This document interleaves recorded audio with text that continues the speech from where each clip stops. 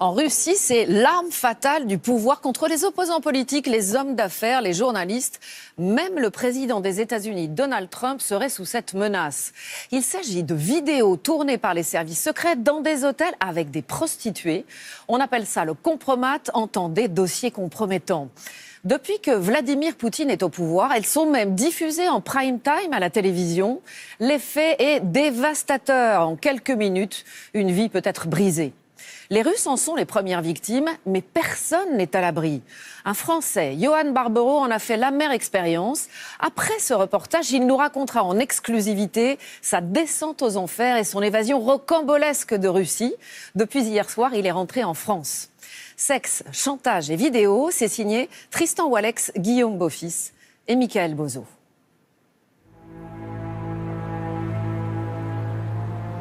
Depuis un an, la rumeur fait vaciller la Maison-Blanche. C'est un film que personne n'a jamais vu, mais qui tient en haleine toute l'Amérique. Dans la capitale mondiale du cinéma, au milieu des 2500 célébrités d'Hollywood Boulevard, le héros de cette aventure supposée a déjà son étoile depuis 10 ans. Donald Trump aurait-il été l'acteur malgré lui d'une vidéo compromettante filmée par les Russes ? Des prostituées qui auraient piégé en caméra cachée l'homme le plus puissant du globe. À Los Angeles, nous avons rendez-vous avec un producteur convaincu qu'il s'agit du scandale du siècle. Il propose une récompense de 10 millions de dollars pour retrouver la supposée sextape présidentielle. Vous venez pour Monsieur Flint ? Larry Flint, le pape du porno. Le libertin libertaire a fait fortune grâce à ses magazines de charme, mais ses combats ont toujours été politiques. Monsieur Flint, c'est pour vous. Oh mon Dieu. À 75 ans, Larry Flint a beau être affaibli, il ne compte pas lâcher sa dernière cible. Persuadé que le président Trump est tenu par les coups tordus du Kremlin, le milliardaire espère bien dévoiler un jour le film compromettant. Cette cassette nous rapporterait énormément d'argent. Parce que si on mettait la vidéo en ligne, tout le monde serait prêt à payer pour la voir. Mais au-delà de l'argent, ce que l'on veut avant tout, c'est faire tomber ce type. Trump est nuisible à notre pays. Il est un danger pour nos démocraties. Je dirais que ce type est un abruti.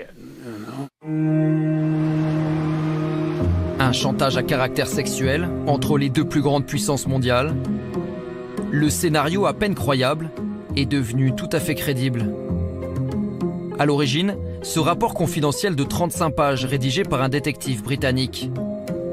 Un espion parmi les plus réputés au monde, qui a enquêté l'an dernier sur les connexions américaines de Poutine. Il décrit un piège salace contre Donald Trump à l'hôtel Ritz-Carlton de Moscou. Venu en 2013 pour l'élection de Miss Univers, le futur président se serait livré à des jeux pervers avec des prostituées. Une partie fine filmée en caméra cachée par le FSB, les services secrets russes. Le détail le plus compromettant tient en 2 mots, la désormais fameuse Golden Shower, une douche dorée. Vous pouvez expliquer au public français ce qu'est une Golden Shower ? Une golden shower, c'est quand un homme, accompagné d'une ou plusieurs femmes, souhaite qu'on lui urine dessus ou veut uriner sur sa partenaire. C'est pourquoi on parle de douche dorée. Ce n'est pas une activité très grand public, mais ça existe. Des allégations graveleuses que Larry Flint assure avoir recoupées en envoyant à Moscou plusieurs enquêteurs chevronnés. Nous avons retrouvé au moins une douzaine de femmes russes. Elles connaissent bien Trump. Elles savent des choses sur lui. Et elles ont même participé à des orgies sexuelles en sa compagnie. Je n'ai absolument aucun doute sur ce qu'elles ont vécu. Elles disent la vérité. Le problème, c'est qu'il manque encore la preuve matérielle. Aucune preuve, mais assez d'indices pour affoler médias et autorités américaines. À commencer par le directeur du FBI, convoqué au Sénat, puis viré par Trump il y a 6 mois, alors qu'il dirige l'enquête sur la Russie. En direct à la télévision, l'Amérique découvre un nouveau mot, le compromat. Monsieur le directeur, pouvez-vous expliquer au peuple américain le concept russe de compromat? C'est une technique qu'ils utilisent pour récupérer des informations embarrassantes ou humiliantes sur des gens pour les forcer à coopérer. Chacun dans leur style, les deux chefs d'État concernés assurent que ce chantage international à la douche dorée est une fable. Je dis toujours à tout le monde, attention. Si vous ne voulez pas vous voir à la télé, il y a des caméras partout, pas seulement en Russie, dans le monde entier. Est-ce que quelqu'un croit sérieusement cette histoire? En plus, j'ai peur des microbes. Alors croyez-moi. Je sais que les prostituées russes sont les plus belles du monde, mais je ne crois pas que Trump serait tombé dans ce piège. Que la vidéo existe ou non, le mal est fait. C'est bien le but du compromat, devenu sous Vladimir Poutine, une technique d'intimidation quotidienne. Ils le font aux hommes politiques, aux hommes d'affaires. Peu importe que vous soyez français, russe ou américain. Si vous êtes important, vous avez de bonnes chances qu'ils travaillent sur vous. Filmer et diffuser, c'est la méthode de dénigrement préférée de Poutine et des services secrets russes. Ça fait partie de leur arsenal. C'est une vraie tradition russe, mais ne pensez pas que les services occidentaux n'utilisent pas ce genre de méthode pour piéger réciproquement. Tout le monde sait que ça existe aussi chez les Français, ça existait chez les Américains. Simple journaliste ou Premier ministre, qui sont ces citoyens que le pouvoir russe mène à la braguette? Nous sommes allés sur les traces de Katia Moumou. Katia, la Mata Hari des années Poutine, à son tableau de chasse, une dizaine d'opposants. Est-ce que j'ai l'air d'une prostituée? Franchement, c'est ce que vous pensez? Elle savait très bien qu'il fallait nous emmener dans cet appartement, qu'il y avait des caméras et qu'il fallait tout faire pour nous discréditer. C'était une grosse opération, planifiée, coûteuse, pour anéantir tous ceux qui critiquaient Poutine. Des compromats qui se démocratisent, avec des cibles toujours plus variées. Nous allons vous raconter le cauchemar de Johan Barberou, ce père de famille français en cavale depuis 1 an, condamné à 15 ans de colonie pénitentiaire après s'être fait voler et détourner des photos personnelles. Quelqu'un a voulu faire tomber Johan pour des raisons qui nous échappent. Comment est-ce qu'on peut monter une accusation à partir de ça? C'est pas possible. Français égale ouvert d'esprit, égale pervers, égale criminel. Comment ce moyen de pression officieux influence en coulisses la politique et nos relations avec Moscou? Enquête sur le compromat, une méthode de chantage devenue en Russie une arme d'humiliation massive.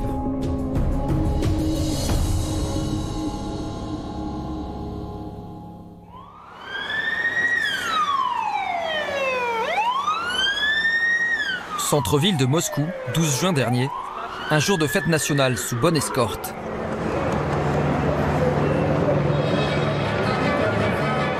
En marge des cérémonies officielles, les opposants ont décidé de se réunir. Parmi eux, la victime d'un des compromats les plus retentissants de ces dernières années. L'artiste anglo-russe Natalia Pelevina est une cadre de Parnasse, un mouvement contestataire dans la ligne de mire de Vladimir Poutine.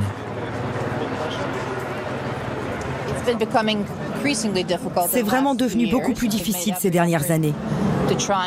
Ils essaient de stopper toute contestation publique comme ils peuvent. Chers citoyens, merci de respecter l'ordre public. J'aimerais vraiment voir ce qui se passe derrière, mais je pense que c'est risqué de se rapprocher. Alors que les festivités se poursuivent, la militante anti-Poutine et ses amis sont priés de s'en aller. Cette fois, Natalia Pelevina, enceinte, va éviter l'interpellation musclée. Mais comme tentative d'intimidation, elle a déjà vécu bien plus violent encore. Je préfère y aller, ok? Une caméra cachée, diffusée l'an dernier à la télévision, devant 10 millions de téléspectateurs.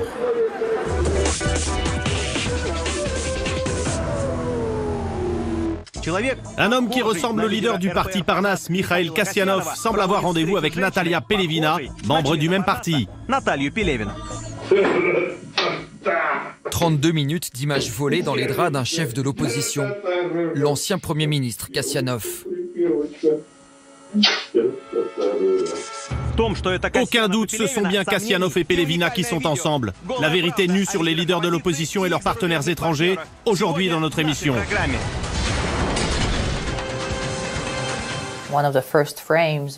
Dès que j'ai vu les premières images de notre chambre à coucher, j'ai tout de suite compris ce qui m'arrivait. Et j'ai immédiatement éteint mon écran. Pelevina a rejoint le parti Parnasse. Elle coordonne le département jeunesse. Elle est l'assistante de Kasyanov. Et à en juger par ces images, elle ne fait pas que l'assister. C'est comme si tout s'était écroulé autour de moi, comme un tremblement de terre. Émotionnellement, j'ai été détruite de voir qu'ils avaient violé nos lieux privés, nos vies privées. J'avais conscience que ma famille allait voir ce film, que tous les gens que je connaissais, absolument tous, allaient le voir. J'ai reçu des commentaires horribles. Qu'est-ce qu'on vous a dit ? Que j'étais une pute, de toutes les manières possibles, tous les synonymes. Par un mélange d'effets visuels et de montage trompeur, le reportage essaye de la faire passer pour une espionne de la CIA. De ses conversations téléphoniques jusqu'à ses week-ends en amoureux à Paris. Voici Kasyanov et Pelevina en voyage en France. Dans le moindre détail, 6 mois d'une banale relation ont été scrutés et compilés de manière tendancieuse. Les rendez-vous ont lieu dans un appartement secret, sans doute acheté spécialement pour ce type de rencontre. Viens par là. Qu'est-ce que c'est mignon. Tu me dis qu'il vient ici un par mois? Je savais qu'il y avait déjà eu des compromates avec des prostituées dans des chambres d'hôtel. Mais jamais ce genre de choses n'avait eu lieu dans l'appartement privé d'un ancien Premier ministre. Alors que la plupart des victimes de compromates se taisent, Natalia Pelevina tient à témoigner. Car au-delà des images humiliantes, elle dénonce une entreprise de démolition politique. L'homme à ses côtés, Mikhail Kasyanov, a été bras droit de Poutine avant de devenir son grand rival. Comment l'intimité d'un ancien Premier ministre, jusque dans sa chambre à coucher, a-t-elle pu être dévoilée en prime time à la télévision? La NTV, propriété de l'entreprise d'État Gazprom, a refusé nos demandes d'interview. Mais cette télévision pro-Poutine a bien choisi son calendrier. L'an dernier, Kasyanov avait réussi à rallier à lui l'autre grande figure de l'opposition, Navalny. Une coalition inédite et soudée, jusqu'à la diffusion de cette caméra cachée, 6 mois avant l'élection. Pour la première fois à la télévision, des secrets qui changeront à jamais la vie de l'opposition. En dévoilant des confidences volées sur l'oreiller, que disent-ils sur Navalny dans son dos? Le compromat va semer la zizanie parmi la coalition d'opposition. Je pense que c'est une merde. Aux autres, je dis qu'on doit rester unis, mais à toi, je te le dis, c'est une grosse merde. En tant qu'homme, en tant que partenaire, c'est une merde.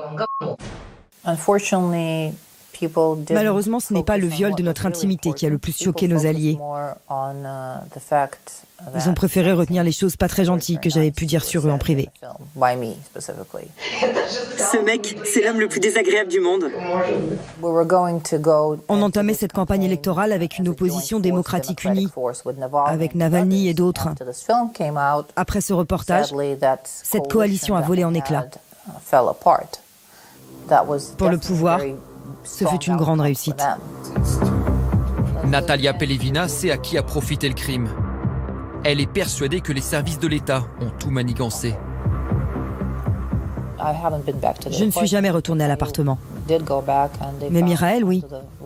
Et il a trouvé derrière le papier peint un espace où l'équipement avait été installé. On pouvait encore voir la peinture derrière. Comment pouvez-vous être certaine que la caméra avait été installée par les services secrets, le FSB? Ils sont les seuls à être techniquement capables de faire ça. Et les seuls à avoir intérêt à le faire. Les services spéciaux sont plus puissants que jamais. Le FSB travaille pour la machine politique, pour Poutine notamment, en utilisant toute la panoplie du KGB, chantage, compromat et toutes ces choses-là. Vladimir Poutine, que nous avons sollicité en vain, serait-il Monsieur Compromat?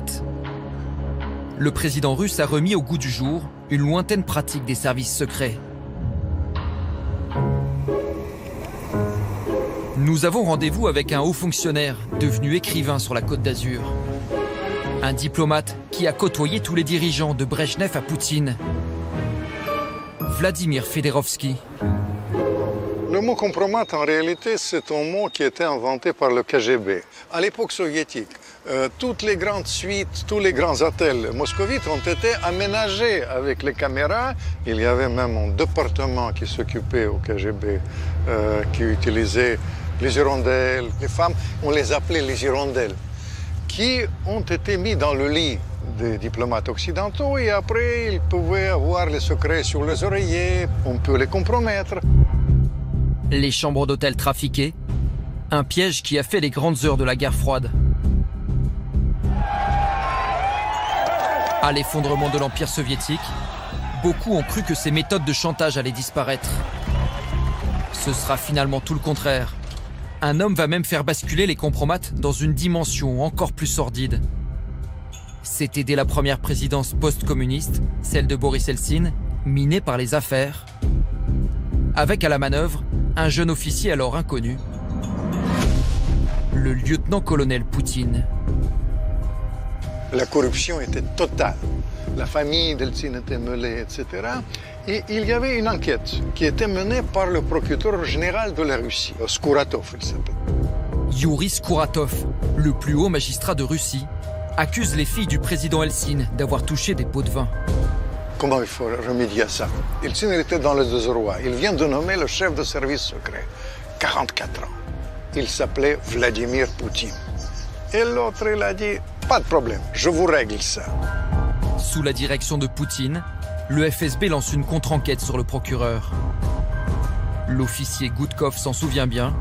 À l'époque, il collabore avec les services secrets. Les agents du FSB ont fouillé son mode de vie pour tenter de collecter un compromat. Tout un service travaillait dessus. Skouratov a été suivi, filmé, et certains ont eu l'idée scandaleuse de diffuser à la télévision sur la première chaîne publique une scène où on le voit avec deux filles, un peu frivoles. Pour la première fois dans l'histoire des compromates, en 99, une vidéo va passer à la télévision, aux informations du soir.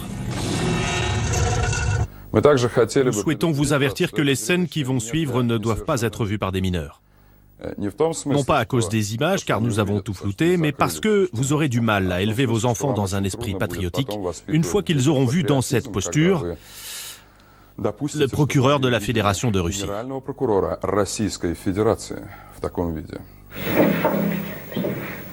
Oui, oui. Je peux. Entrez. Vous avez pris une douche? Oui. Alors venez. J'ai des pensées coquines, ça tombe bien. La vidéo pornographique, diffusée en intégralité, a été fabriquée de toutes pièces, se défendra le procureur Skouratov. T'as vu les jolies fesses de ma copine? Je sais qu'elle est belle. Alors Poutine va jusqu'à convoquer une conférence de presse pour confirmer qu'il s'agit bien du haut magistrat en personne. Nos spécialistes qui ont analysé la célèbre cassette scandaleuse diffusée à la télévision nous assurent qu'elle est bel et bien authentique. Au journal télévisé, il a commenté la cassette, le séquence, aux meilleures heures d'écoute. C'est comme ça que Eltsine a compris, à ce jeune-là, je peux faire confiance. Et en quelques mois, la carrière de Poutine a été faite. C'est par ce moyen que le procureur a dû démissionner. C'était une grande première. Les services spéciaux ont toujours collecté des informations compromettantes. Moi-même, en tant qu'officier, j'ai obtenu beaucoup de détails sur des personnalités, leurs adultères, leurs fautes. Mais avant, la règle, c'était que nous n'en parlions jamais à l'extérieur. À partir du moment où on a diffusé un compromat publiquement, nos valeurs ont été rompues.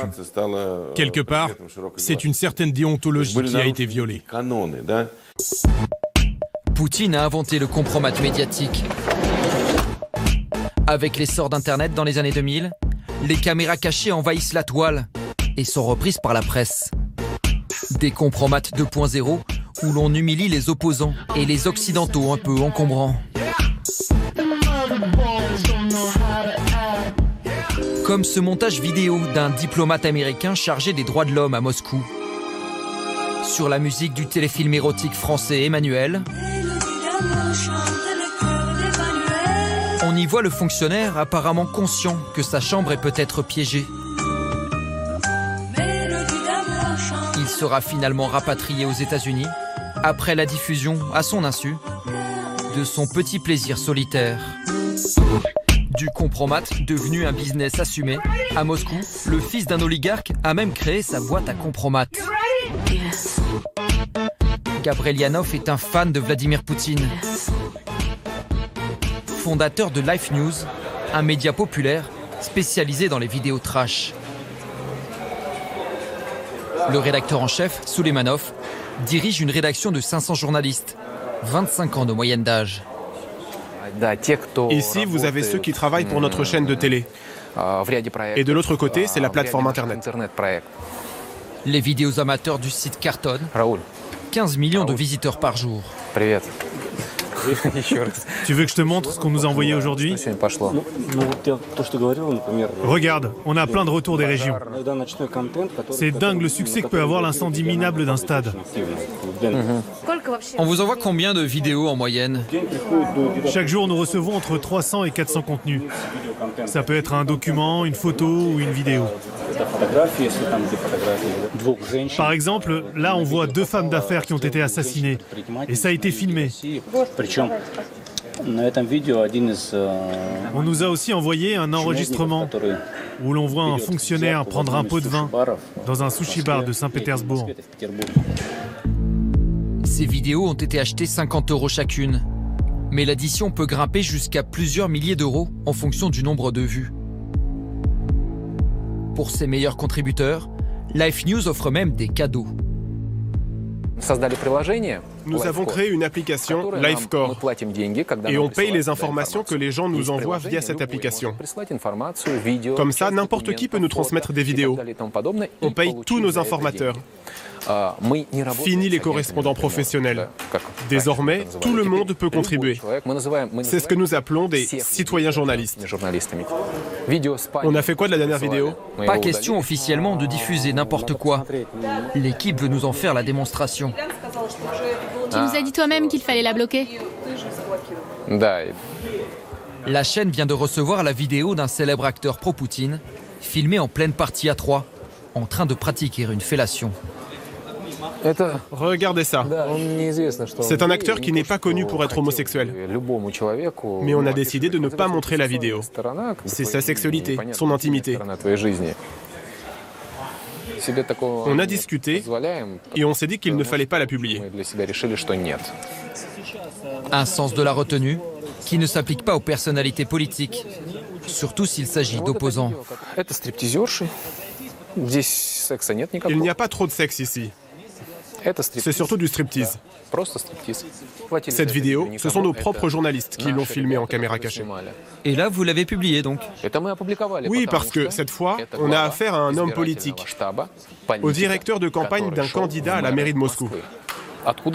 Cet homme public a un petit salaire, mais il a quand même trouvé 300 $ à donner à une stripteaseuse. Où a-t-il trouvé tout cet argent pour un striptease, alors qu'il doit subvenir aux besoins de sa famille?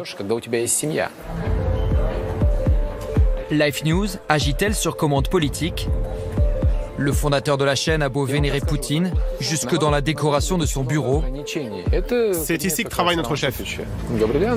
Ici, on appelle cela du journalisme d'investigation indépendant. Notre direction n'a jamais caché qu'elle considérait Vladimir Poutine comme une idole. Et ça remonte à loin. Donc vous collaborez avec les services secrets? Non, vous faites erreur. Le FSB ne nous envoie rien.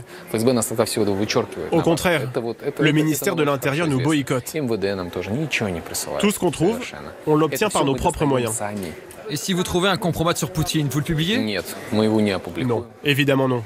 On ne publiera jamais de compromat sur l'homme qui est le ciment de notre nation. C'est notre président. En revanche, sur ses proches, oui, à condition de trouver. En attendant, dans l'industrie du compromat, certaines opérations sont tellement spectaculaires qu'il est difficile de ne pas y voir l'œuvre du régime. À l'image de l'incroyable Mumu Gate, une vaste machination mise en place en 2010 pour souiller l'opposition tous azimuts. Au cœur de cette manipulation, la jeune Katia Gerasimova, nom de code Mumu, à elle seule, elle a piégé plus d'une dizaine de personnalités. Mumu, c'était une sorte de prostituée de luxe, en tout cas call girl, disons, à l'époque. La particularité de ce personnage, et ça prouve quand même un certain esprit du système de Poutine, parce que les personnages de l'opposition ont été systématiquement discrédités par les séquences qui ont été lancées sur le net. Ils venaient du milieu soit artistique, mais d'opposition vraiment libérale, soit d'opposition libérale tout court, soit de l'extrême droite. Écrivains, journalistes, chercheurs, humoristes, politiques, de tous horizons, de tous bords, mais tous adversaires de Poutine. Tous charmés par la même Mumu. Je me disais, moi le vieux schnock, je vais appeler une jolie fille comme toi. Quelque part, ça me rassure que je plaise encore aux belles femmes. Une vidéo subtilement intitulée « Documentaire sur des salauds unis par les pots de vin, les drogues, le mensonge et le crétinisme ». 5 minutes d'humour balourd, de caméra cachée, pour présenter ces dissidents comme des accros au sexe, cocaïnomanes corrompus. La plus jolie prise de Mumu, le chouchou de la jeunesse russe, Ilya Yashin. Âgé à l'époque de 26 ans, il est l'un des opposants à Poutine les plus populaires. Le voici en plein tournage d'une satire politique.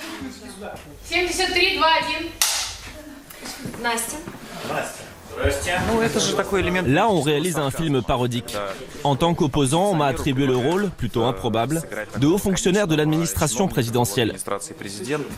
Et alors, vous êtes un aussi bon acteur que Mumu ? Je crois qu'on exerce dans des registres un peu différents. Il y a 7 ans, Mumu l'a dragué sur Internet, en se faisant passer pour une étudiante passionnée de musique. C'était une fille mignonne et sympa avec qui on pouvait discuter. Jamais je n'aurais pu me douter qu'elle était liée au service secret. Elle était chouette, elle travaillait dans une boîte de nuit comme danseuse. Elle avait vraiment un super contact avec les gens. Pendant 2 mois, l'homme politique en herbe a même cru vivre une amourette.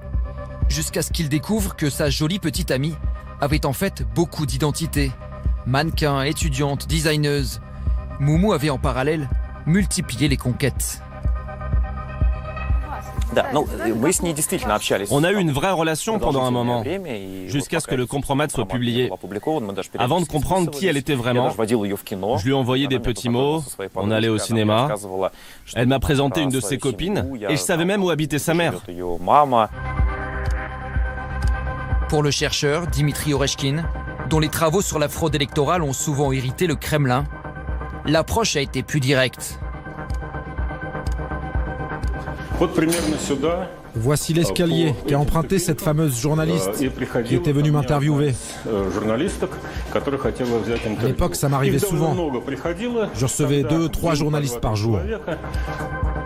Le politologue engagé, accro aux médias, a eu droit à la Mumu version reporter. Elle lui propose de le revoir 2 jours après l'interview.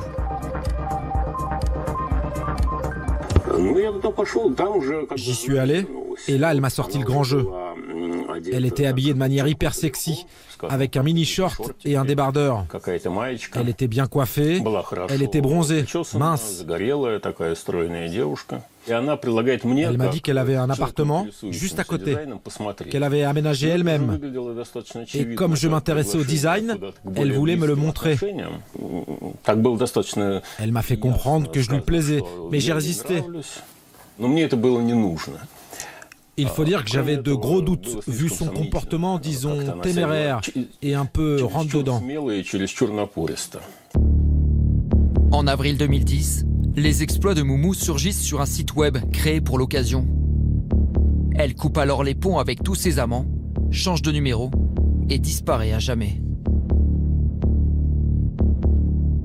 Je ne sais pas ce qu'ils ont promis à Moumou, si elle a été menacée par la suite. J'imagine que les services ont dû l'aider à s'enfuir à l'étranger et à monter un business. Où est passé Moumou? Sur Internet, nous avons fini par retrouver la trace de la croqueuse d'opposants. Elle a gardé son vrai prénom, Katia, mais elle a changé de vie, de pays et même de visage. Une Mata Hari génération web. À 26 ans, l'ex-agent secret se dévoile sur Instagram. Pour protéger sa nouvelle identité, nous avons flouté en partie son visage, métamorphosé. Depuis ses photos de charme de 2010, elle a retouché ses lèvres, relevé ses pommettes, mais certains signes ne trompent pas. Comme ce Mickey sur le pied. Et ses autres tatouages, au bas-ventre, et sur l'épaule droite. Qui a payé sa chirurgie esthétique? Quelle est la vie de celle qui en a ruiné tant d'autres? Est-elle toujours liée au service secret? Loin de Moscou, nous avons voulu rencontrer celle qui se cache depuis 7 ans.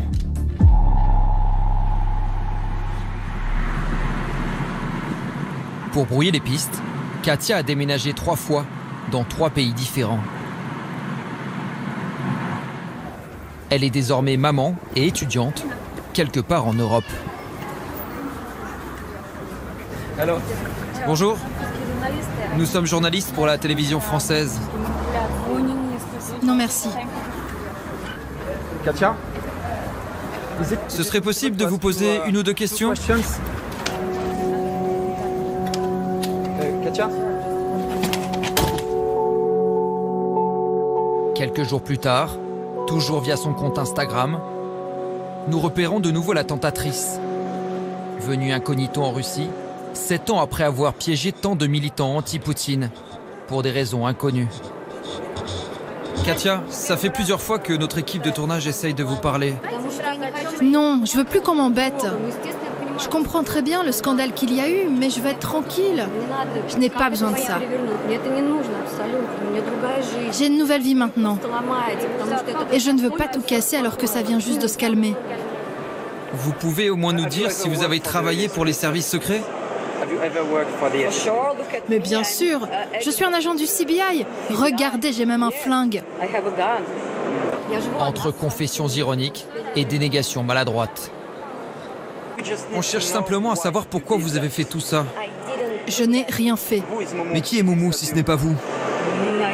Je ne sais pas. C'est peut-être moi, peut-être pas moi. Pensez ce que vous voulez. Est-ce que j'ai l'air d'une prostituée? Franchement, c'est ce que vous pensez?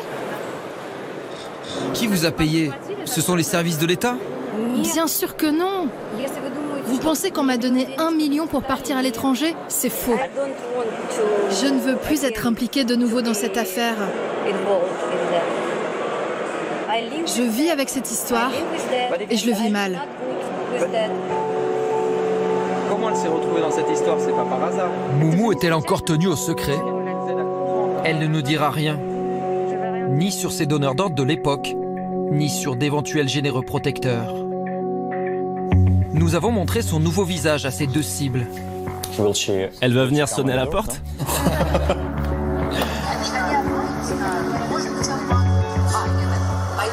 Ah oui, je la reconnais, c'est bien elle. Aucun doute.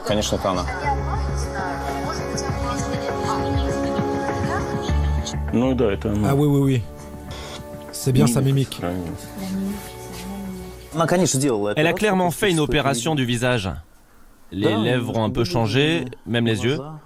Mais c'est la même personne, la même voix, la même expression. En réalité, j'ai de la peine pour elle, et je la comprends. Elle a un enfant, une nouvelle vie. Mais ce serait bien qu'elle se rappelle que nous aussi, on avait nos vies à nous, et des enfants. Cette histoire doit servir de leçon pour tous ceux qui voudraient un jour collaborer avec les services. Des années ont passé, elle a fondé sa propre famille, elle a changé de pays, et pourtant le passé l'a rattrapée. Pour elle aussi, c'est un drame. Pour Yashin, à l'époque célibataire, les auteurs du compromat ont trouvé mieux que la publication de ces ébats avec Moumou. Ils ont préféré truquer des images pour faire croire que ce leader anticorruption avait versé des pots de vin. Une voiture m'a coupé la route. Et pour éviter un accident, je me suis déporté sur la voie d'à côté. Une sirène a retenti, on m'a arrêté et on m'a embarqué dans une voiture de police.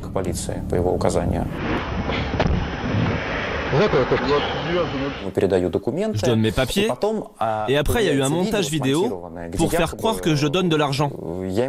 Même si en fait on voit bien que je n'ai pas d'argent dans les mains. Un gros plan de billets a été rajouté. La manipulation est flagrante, mais elle a fait illusion auprès du grand public.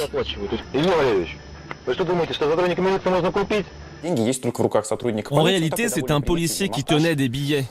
Ils ont monté ça grossièrement. Je suis certain que cette manipulation est l'œuvre des services secrets et non pas d'un journaliste, par exemple.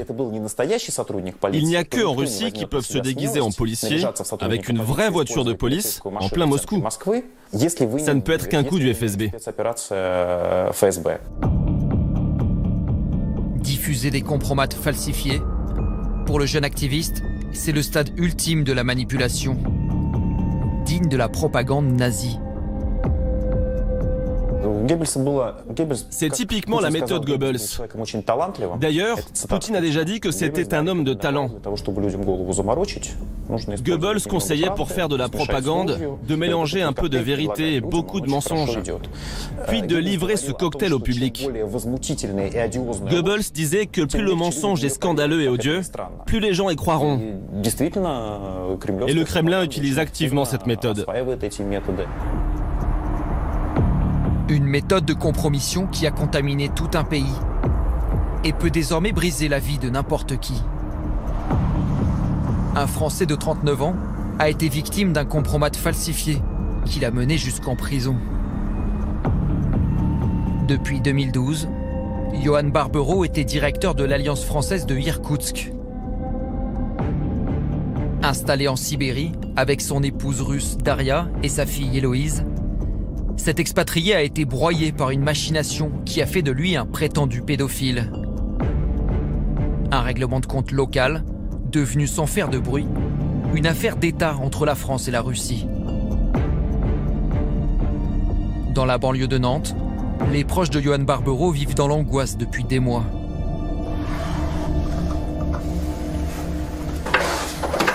Voilà, donc là c'est Johan et Héloïse en vacances. Papa très affectueux, très attentif, très présent, voilà, qui s'investissait beaucoup. Un de ses passe-temps favoris, on va dire, c'est de faire des selfies avec Héloïse comme ça. On faisait de très nombreuses réunions de famille, on fêtait tous les anniversaires ensemble, toutes les fêtes évidemment, Noël, etc. Et il y a toujours un grand absent.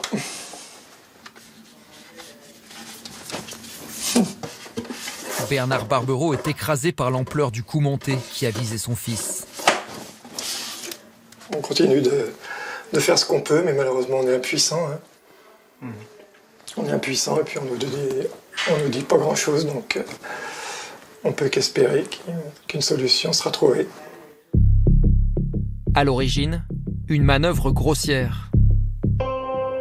Fin 2014, Johan Barbero s'est fait pirater son ordinateur et voler ses 10 000 photos personnelles.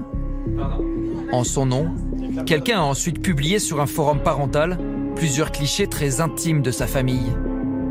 Sa sœur a tout de suite compris qu'il s'était fait usurper son identité.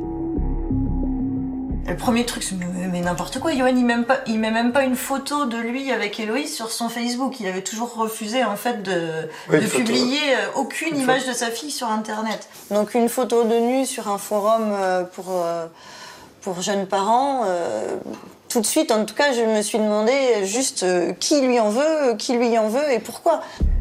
D'autant que le compromat est particulièrement grotesque. Le pirate informatique a posté, en se faisant passer pour Johan, une compilation invraisemblable. En vrac, le cliché d'un ami l'embrassant sur la joue, preuve de sa supposée homosexualité. De sa prétendue pédophilie, pour ce selfie raté avec sa fille de 3 ans sortant de la douche. Mais aussi, summum du vice pour les auteurs du coup monté, une photo où on le voit tenir un foie lors d'un atelier culinaire, comme l'exhumera un journal nationaliste. Des photos anodines qui ont même été retouchées pour mieux faire croire en un odieux pervers. Alors dans le même genre, il y a une photo où il faisait l'idiot aussi, hein, où il jouait à imiter en fait Héloïse, qui suçait son pouce à l'époque. Donc là en plus on a coupé Héloïse, donc on voit pas qu'elle est en train de faire le même geste en fait que lui. Pareil pour montrer combien ce personnage était vicieux puisqu'il osait sucer son pouce à côté de sa fille. Au milieu de ces photos privées, toujours sur le même forum de parents russes, quelqu'un a mis en ligne une vidéo pédophile, encore avec la signature de Johan Barbero.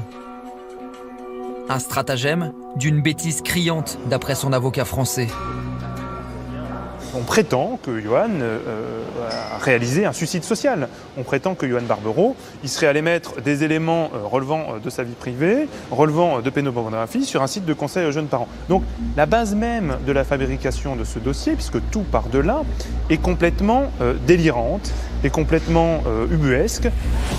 Et pourtant, la manipulation a fonctionné. Condamné par la presse comme emblème de l'Occident dépravé, et par la justice russe qui l'a placé en détention provisoire, puis sous bracelet électronique. Après 18 mois de parodie d'enquête, Johan Barbero prend une décision folle. Il s'enfuit, laissant derrière lui une simple lettre. Je file car je refuse de déposer les armes. Je fuis une petite mafia policière pathétique et ses violences. Selon le scénario bien connu, vous voilà en devoir de me poursuivre, et moi, de n'être rattrapé. Dimanche 11 septembre 2016, Johan Barbero va semer les services de sécurité parmi les plus redoutables de la planète. Assigné à domicile, il recouvre son bracelet d'aluminium et grimpe dans un taxi. Direction la gare routière, pour abandonner son téléphone dans un bus. Un leurre qui lui permet de disparaître.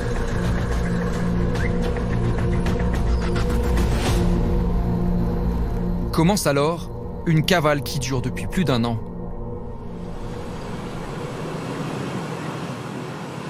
Comment un directeur d'Alliance française a pu se retrouver dans un tel guêpier ? Qui a pu lui en vouloir au point d'en faire un fugitif, condamné par contumace à 15 ans de colonie pénitentiaire? Nous avons rencontré celle qui est officiellement le témoin à charge d'un dossier judiciaire factice.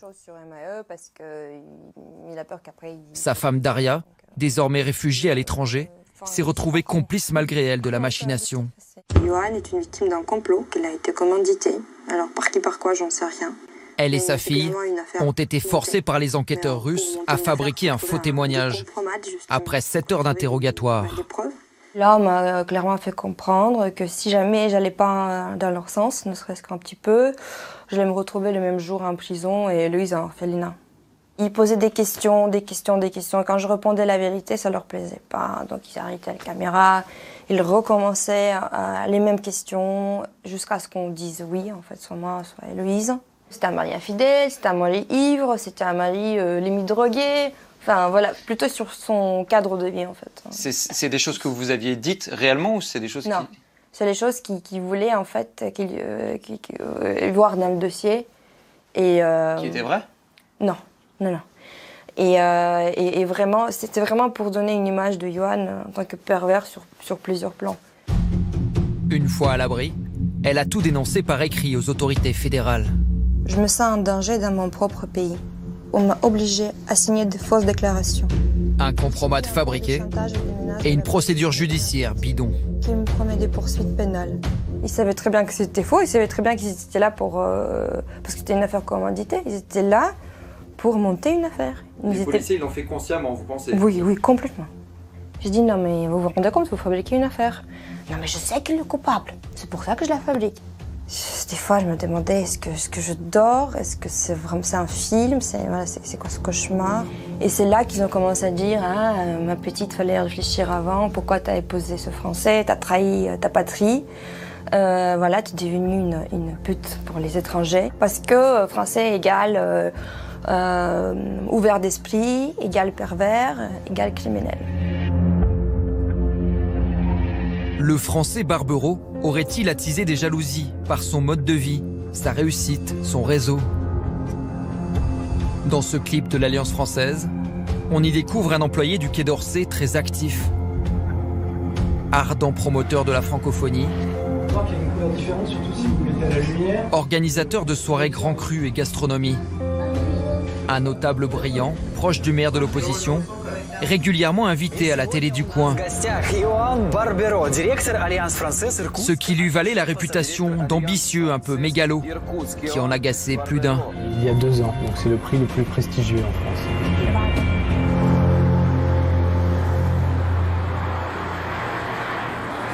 À Irkoutsk, capitale de Sibérie orientale, à 5000 km de Moscou, silence.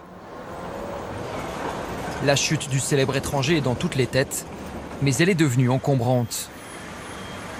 Ni le tribunal, ni les policiers n'ont accepté de nous expliquer leur drôle d'enquête.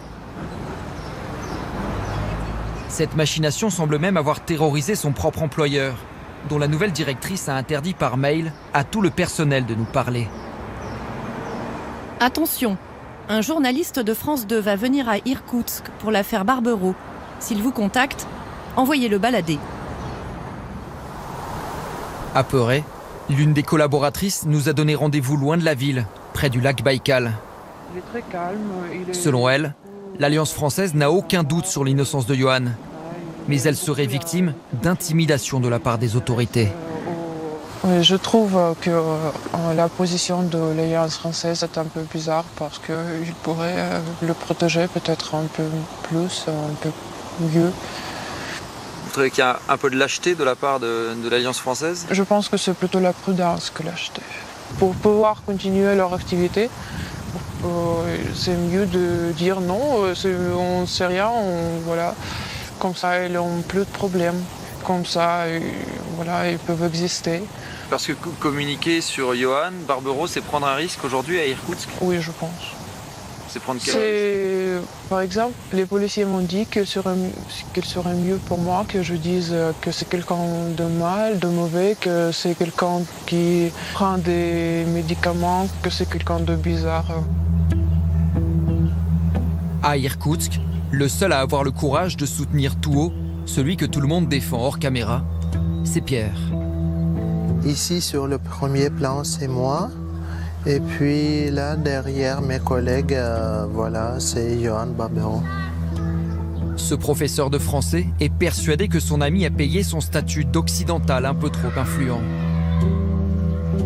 Toute cette histoire a été fabriquée pour casser la carrière, la vie professionnelle de Johan Barbero. Moi, je crois qu'il était victime d'un jeu politique sale parce qu'il y avait une tendance d'éliminer les sociétés dirigées par les étrangers.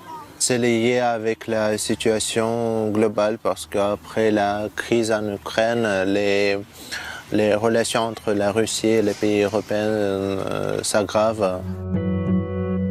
Pierre est terrifié pour son ancien collègue qui survit dans une planque mystérieuse. Avec à ses trousses, les agents du service fédéral d'application des peines. Une brigade redoutée, régulièrement accusée d'actes de torture sur des prisonniers russes. En caméra cachée, nous sommes allés dans leur quartier général. On voudrait savoir où en sont les recherches concernant le Français Barbero. On le recherche à Irkoutsk, mais pas seulement. À un moment, on a appris qu'il se trouvait sans doute à Oulan-Bator, en Mongolie. Mais c'est courant de parvenir à s'échapper comme ça? Non.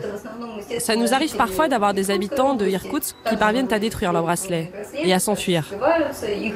Mais en général, on les retrouve en 1 ou 2 jours au maximum. Donc oui, cette affaire, on peut le dire, est vraiment exceptionnelle. Yohan Barbero est-il en sécurité?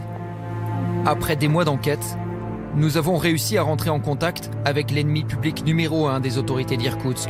Bonjour Yohan, je vous envoie comme convenu ce message vocal. Pour des raisons de sécurité, il nous a proposé d'échanger via des messages audio cryptés. Est-ce que vous êtes en liberté? Est-ce que vous pouvez parler librement? Pourquoi déjà? Depuis sa cachette, c'est un homme calme qui appelle à l'aide. Pourquoi toutes ces précautions? Parce que je dois me cacher aujourd'hui, je dois être précautionneux. Où je suis, je ne pourrais pas vous le dire, évidemment. La situation actuelle, c'est que je fais l'objet d'un mandat d'arrêt international émis par la justice russe, assorti d'une notice rouge Interpol. Ça signifie concrètement que je suis susceptible d'être arrêté n'importe où dans le monde sur un simple contrôle d'identité, en fait. Vengeance locale, tensions internationales. Le fugitif ne sait pas qui l'a fait tomber ni pourquoi. Il raconte une procédure jusqu'au bout arbitraire et violente, démarrée il y a 2 ans et demi, quand 10 hommes armés ont débarqué chez lui. Je suis emmené dans un endroit, je sais pas où, et puis là, pendant des heures, je vais être frappé. Donc j'ai toujours la cagoule sur la tête, je vais être frappé et on me somme d'avouer. Bon, voilà, enfin là, je me mets à penser qu'on me prend pour quelqu'un d'autre. Peut-être pour quelqu'un qui est en mission, un espion en fait, hein, voilà. J'avais démonté absolument tout au cours du procès, mais tout dans les détails, il n'y avait rien qui tenait, et même pire que ça. C'est-à-dire que si on avait voulu être sérieux, on aurait ouvert une enquête et on aurait trouvé les gens qui ont monté cette chose contre moi. Je ne me suis pas défendu pendant mon procès, hein, et je le répète, j'ai accusé. J'ai accusé et démontré quels étaient les agissements mafieux et ce que c'était que la fabrication d'un compromat.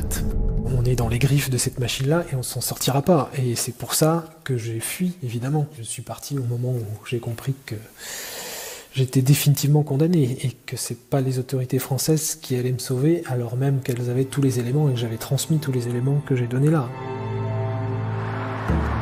Malgré le silence officiel de la France, des négociations en coulisses avec les Russes existent depuis le premier jour, sous l'égide de l'ambassadeur Jean-Maurice Ripper. Le diplomate, qui avait croisé Yohan Barbero lors d'une tournée des Alliances françaises, a même écrit au Quai d'Orsay en mai 2016. Dans un courriel interne, l'homme qui a mené les tractations reconnaît avoir été roulé dans la farine, avant d'exiger que l'affaire reste confidentielle. La menace est claire. Toute campagne publique mettra en cause le ministère, l'ambassade, qui n'a pas su protéger l'un de ses agents et n'a pas été capable de le sortir de prison. Jean-Maurice Ripper n'a jamais répondu à nos demandes d'interview. Je souhaite que vous vous en saisissiez. Nous sommes donc allés à sa rencontre lors de la semaine des ambassadeurs, ouverte à toute la presse. Vous dérangez? Bonjour. Je suis désolé d'avoir à venir jusqu'ici pour le faire. En fait, je vous ai envoyé beaucoup de mails qui sont restés sans réponse. Malgré son échec à résoudre le problème Barbero, il vient d'être promu ambassadeur à Pékin. Non, pour un dossier qui concerne la Russie, Yohan Barbero notamment. Est-ce qu'il serait possible de vous poser quelques questions? Arrêtez tout ça, s'il vous plaît. Est-ce qu'on pourrait savoir quelle est la position officielle de la France? Le négociateur qui, de son propre aveu, s'était fait rouler dans la farine, n'a aucune explication. Vous savez parfaitement. Vous profitez de ça pour poser une question. Par ailleurs, sur un pays dont je ne suis plus ambassadeur depuis 2 mois. Est-ce que vous venez de faire n'est pas correct? Excusez-moi. Mais c'est absolument incorrect. Monsieur, je vous envoie des mails depuis 6 mois. Mentir n'est jamais un moyen de travailler. On n'a pas menti, on s'est fait accréditer. Vous êtes rentré ici, vous avez dit pourquoi vous veniez me voir? Ça a été ma première phrase. La France aurait-elle failli dans la protection de l'un de ses ressortissants? Un employé du ministère des Affaires étrangères. Monsieur l'ambassadeur ne supporte pas que l'on ose se poser la question. Non, ça commence à bien. Non, vous arrêtez. Ne pas respecter les gens, c'est pas faire votre travail. Excusez-moi. L'ambassade et les autorités françaises ont mis énormément de temps à comprendre que les gens qui avaient monté cette affaire contre moi n'étaient pas des petits rigolos, étaient des gens sérieux et que c'était pas de simples petites protestations en coulisses qui allaient les faire plier. Quand l'ambassadeur s'adresse aux mauvaises personnes à Moscou, va négocier avec les mauvaises personnes qui le roulent dans la farine, comme il le dit, eh bien Moscou, c'est sûr, à ce moment-là, s'est mise à exploiter aussi l'affaire en se disant bon bah très bien, on va continuer. Pour le fugitif, c'est même le silence et la mollesse de la France qui ont rendu sa situation inextricable, en laissant un compromat régional devenir un enjeu d'État. Il ne faut pas croire évidemment que l'affaire a été pensée très en amont par Poutine ou je ne sais qui. Bien sûr que non. Au départ, c'est totalement local, mais dans le même temps, clairement, il y a eu un calcul et de dire on peut exploiter cette affaire pour avoir des moyens de pression lorsqu'on discute avec les Français. En mai dernier, justement, Vladimir Poutine a été le premier dignitaire étranger reçu par le président Macron au château de Versailles. Le cas Johan Barbero a-t-il été discuté en tête-à-tête ? Ceci est un essai de sonorisation pour le pupitre du président russe. La conférence de presse des chefs d'État s'annonce très cadrée. Parmi les 400 journalistes, seuls 2 Français sont autorisés à l'avance à poser une question. Tu poses la deuxième ou pas ? Il faut jouer des coudes pour tenter de glisser la nôtre. Du coup, c'est toi qui poses la question aux droits de l'homme ? Ouais. Et tu penses que mon histoire de Johan Barbero, c'est jouable ? Je pense que c'est pas jouable. Franchement, c'est vraiment, ouais. Syrie, Tchétchénie, Ukraine, le sujet Barbero paraît secondaire. Mais le reporter de l'AFP c'est pas totalement décorrélé, va finalement accepter. Pour la première fois, la situation du directeur de l'Alliance française va être évoquée en public. Bonjour Monsieur le Président, Hervé Asquin de l'agence France Presse. Est-ce que vous avez abordé très directement, est-ce que vous avez pu progresser sur un certain nombre de sujets ? Je pense par exemple au Français Jan Barbero ou au journaliste russe Roman Souchenko. Merci. Je laisserai le président Poutine me compléter.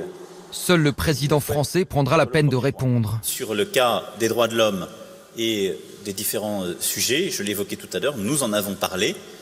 Pour les cas particuliers, nous les avons évoqués et nous continuerons à le faire, mais ça n'est pas servir ces cas particuliers que de les évoquer en public. Sachez particulièrement que je suis très attaché à ce que sur chacun de ces sujets, il puisse y avoir une avancée concrète et à ce qu'on puisse trouver une solution qui corresponde aux valeurs que nous défendons et auxquelles je ne céderai rien. Cette réponse, elle est claire, hein. Il y a une stratégie du silence qui est totalement assumée en fait. Seulement, la stratégie du silence, dans mon cas, on le voit bien, ça a été un échec en fait. Il serait plus sain que la question soit posée de manière publique maintenant. Voilà, c'est que veut la Russie ? Est-ce que la Russie veut coopérer avec la France ou continuer à jouer ces jeux de dupes et puis monter des compromates contre des agents français ? Pourquoi est-ce que je sors du silence pour dénoncer et pour accuser ? Ma situation aujourd'hui, c'est que je suis un otage. Clairement, c'est une forme de prise d'otage très particulière. Alors maintenant, puisque nous avons un nouveau président qui annonce qu'il ne veut pas que la France se trahisse elle-même, eh bien, on peut exprimer de manière claire et publique que la prise d'otage dont je fais l'objet n'est pas quelque chose d'acceptable. En attendant le retour de son père, Héloïse Barbero grandit à des milliers de kilomètres de lui, passant toutes ses vacances à Nantes, dans sa famille. Est-ce que tu sais où est papa en ce moment ? Est-ce que tu sais qu'il est plus à Irkoutsk par contre ?